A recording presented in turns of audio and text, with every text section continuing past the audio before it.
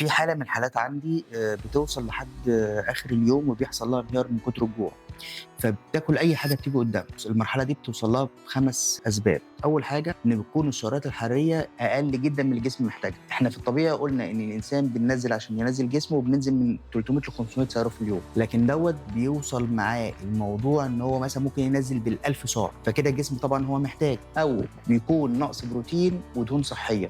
دي برضه من الحاجات اللي بتخلّي الإنسان يوصل للمرحلة دي في الجوع، لإن أصلًا البروتين من الحاجات اللي بتخلّي نسبة الشبع زيادة مع العميل أو مع الحالة نفسها، أو بيخلّي في فجوات كبيرة بين الوجبات، يعني بيخلّي مثلًا من 5 ل6 ساعات وساعات أكتر من كده، أو الموضوع بيبقى موضوع جوع نفسي، يعني في ناس بتبقى نفسيًا بتحس إن هي جعانة فبرضه بتوصل للمرحلة ديّة من الجوع، أو المُخ محتاج سُكّر بسرعة، فبرضه الإنسان بيلجأ للجوع دوّة علشان يدخّل سُكّر للمُخ، فهو دوّة دي الأسباب ال5 اللي بتوصّل للمرحلة دي. الحل إيه؟ أول حاجة إحنا ما ينفعش نسيب نفسنا نوصل للمرحلة دي في الجوع، يعني أول ما تحس بالجوع لازم ناكل أي حاجة، بس حاجات طبعًا صحية، حاجات تكون إحنا مختارينها، مش أي حاجة وخلاص. كده يبقى كمان جدول الأكل نفسه الdiet محتاج يتضبط، بيبقى محتاج نضبّط السعرات كويس ونضبّط معاها الأوقات بين الوجبات. النصيحة إن إحنا لو وصلنا للمرحلة ديّة فممكن ناكل حاجات آمنة، زي مثلًا فشار بدون زيت، خيار، خس، جزر، أي حاجة تكون سعراتها قليلة وبرضه تحسسنا بالشبع.